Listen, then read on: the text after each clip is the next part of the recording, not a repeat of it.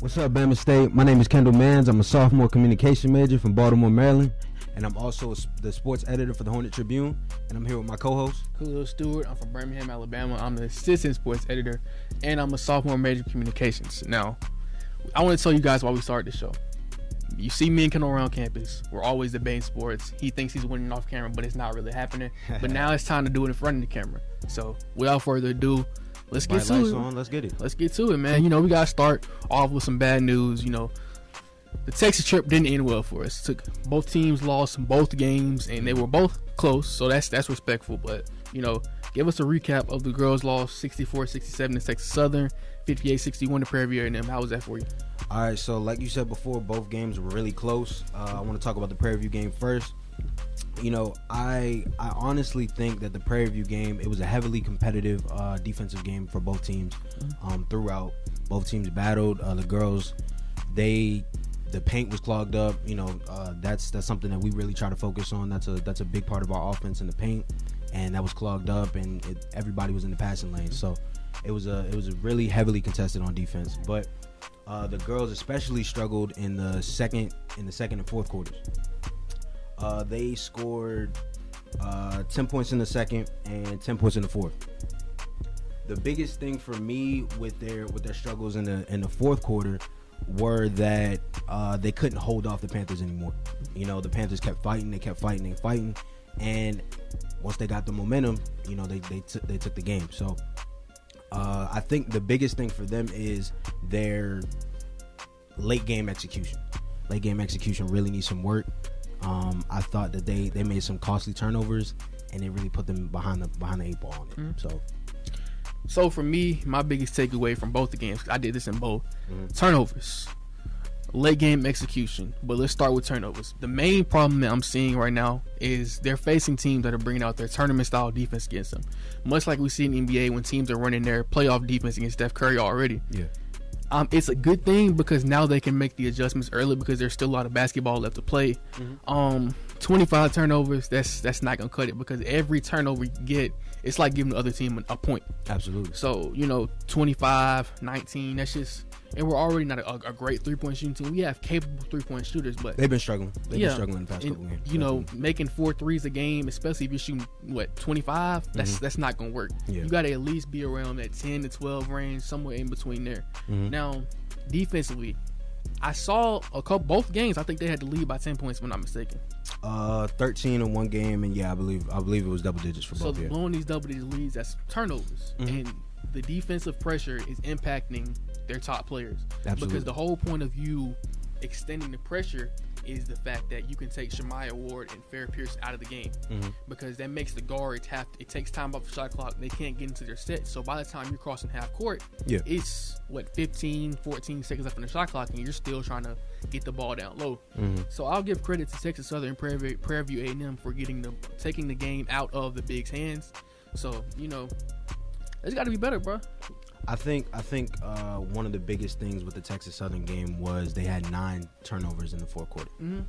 Down the stretch. Yeah, and you can't do that and, you know, have it be such a close game because all of those mistakes matter. And I think at the end of the day, they kind of just folded under those mistakes, and, you know, you lose those type of games. I feel like you got to get Hannah White and Jayla Crawford more involved in offense. Their ability to penetrate the lane, I saw it a couple times. They did it, but they didn't do it enough. Though, if you can get those two to get down the lane, downhill, and, you know, get a couple layups, or once you get a couple layups, then that opens up the court for Shemaiah Ward for a dump off pass or something like that. So that's something that, you know, it takes a lot of pressure because you're giving the ball, you're giving Shemaiah Ward and Farrah the ball down low, and you're basically saying, okay, I need you to back down, and if you don't get a foul, you know, it's not much you can do because they're not blowing the whistle for us. I saw last game they slowly fouls walk teams back into the game. That's how you come back. Absolutely. Fouls walk you back into games. Absolutely. So that 10-point lead, all of a sudden you get 3 or 4 foul calls and you're not executing on the offensive end as well. And you getting turnovers on top of that and missing free throws in the clutch. Yeah. And I think it's a couple of players that come off the bench and things like that, like DK Sanders and energy. Yeah, they bring a lot of energy. But I feel like at some point in time they start rushing. as a whole. They start rushing, and it makes it difficult for them to really get in their offensive sets, really get good shot opportunities. I feel like sometimes they rush their shots a little bit, and that leads to certain issues with unforced turnovers and like I said, rush shots. So I think that once they clean that up, I think that they'll be fine. I think that they can. A lot of basketball at the play. Yeah, absolutely. I believe they're 4-3 in the SWAC right now. I think they have a lot of time to fix it and get their late game adjustments together. At this point, for me, you're not catching. I looked at the standings earlier. You're not catching. I think it's Jackson State that's number 1 in the SWAC East right now. They're undefeated. 7-1, yeah. So I mean, we played them close when we faced them. So they're undefeated. That's a fast start. We have to go on a win streak. You can't just lose one, win one, lose one, win one. That's not gonna work in the SWAC, especially with undefeated teams. So I think when they're operating on all cylinders, I think they're fine. I think that this is a great team. I'm really high on them. I was high on them last year. I think that they're a great team. So I think that once they figure it out, I think that they'll be fine. A lot of basketball left to play, folks. Absolutely. Let's talk about your boys' team though. Man. Or the men's. Sorry, the men's. So it was a disappointing game for them as well. But they did face Texas Southern, who they are the defending SWAC champions. And they did just come off a win, as I told you, against the Alabama A&M team, who just demolished them. Like, I think it was 84 to 48, I believe. Yeah. And I got some stats for you since you're so low on them. Look, they have had 12 different lineup combinations the entire season. You know what that ranks? Second in the country. Not the SWAC, not FCS, the whole country.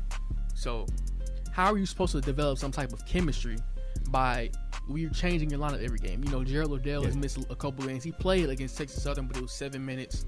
We didn't see him after the first half. But guys that did step up, a guy that impressed me a lot was Christian McCray. He came in and scored the first 7 points for the team. I like what DJ Jackson brings. He was big. DJ Jackson is big time defensively. He brings a certain kind of toughness and grit that this team needs off the bench. It's a lot like DK. Yeah. So they're basically about the same player to me. I think that you need that energy. You need those kind of players on the team to bring that grit. Absolutely. I think one of the things that really jumped out to me with both games that the men played was they share the ball a lot. I think that's a big thing for them. Coach Mo talked about it after the game as well. I think them sharing the ball and them really showing that anybody can have a hot night makes them so dangerous. I believe they had like 4 to 5 players. Both games have double digits, so I think that makes them dangerous. Like we both said, with the women before. Late game adjustments, late game execution. That's really what it comes down to. Absolutely, and I feel like in order for this team, we shoot a lot of jump shots. Trace Young is I think he may be the second best shooter in the team. You have one, and that's the opportunity for us to. One is a great shooter, but he's streaky. Teams were forcing him to, put the ball on the floor, and that's not his game. He's just a straight shooter. Yeah, absolutely. But we got some big news in the football world this week.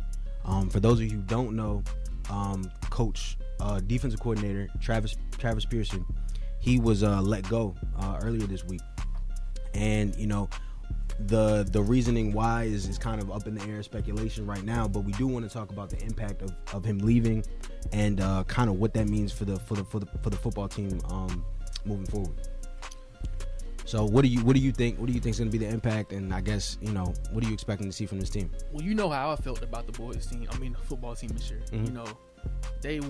I feel like they were a quarterback away from being in the mix for the SWAC championship. Yeah. That was a SWAC championship caliber defense. Absolutely, and I don't think that the stats at the end of the game are going to show that all the time. Yeah, but that defense was giving up 28 points a game. The outlier is Auburn. The outlier is A&M, even though that still counts. But they finished, Auburn, giving up 62. That's going to make it, you know what I'm saying?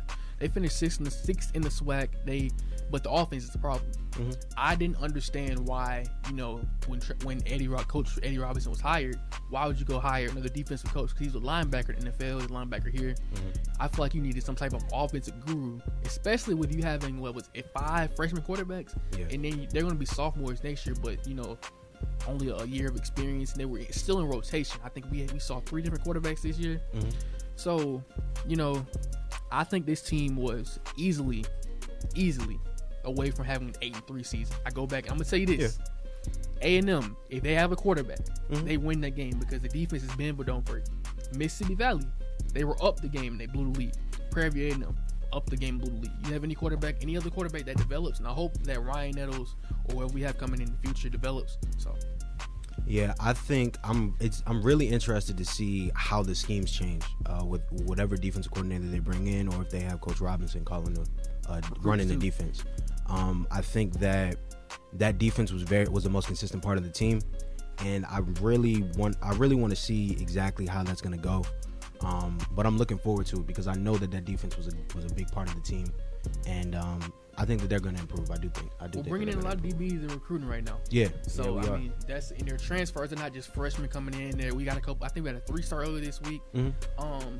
But I'm just hoping that our offense is up to par because we have weapons on offense. Yeah. The receiver position, no problem. We know what Ja'Cory Mayer is going to bring to the table. We know that he's going to ball, and we also have a couple running backs coming in behind him. I'm not worried. The only position that I am for sure is going to be just fine this season is the running back position. Running back position? Yeah. Ja'Cory Mayer, he was getting the bulk of the last year. He was basically the starter. He's a beast. Yeah. So we're going to be just fine there. So. Yeah, I think we'll be just fine. Mm-hmm.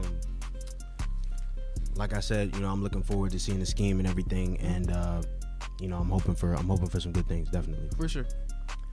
But ladies and gentlemen, it's time for my favorite part of the show.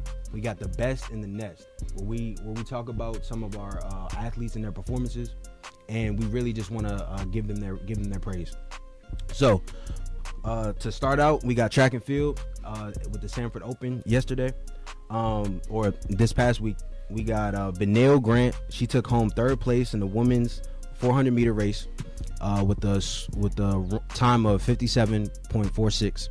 Mahogany Vincent placed 8th in the shot put with 12.20 meters, and Cedric Jones placed 5th in the pole vault. The Hornets will travel to Lexington, Kentucky for the Robert McCravey Invitational today, the 28th, and tomorrow, the 29th. We also have women's tennis against Sanford. Bia Asina and Erska Valek won their doubles match 6-3. And the women will go on to take on Auburn University at Montgomery on tomorrow, January 29th. So shout out to them. And, we look forward to seeing some more athletes make this list. Appreciate you guys for tuning in to this week's episode. Don't forget to like, comment, and subscribe down below. And check back next week for your sports with The Wild Card.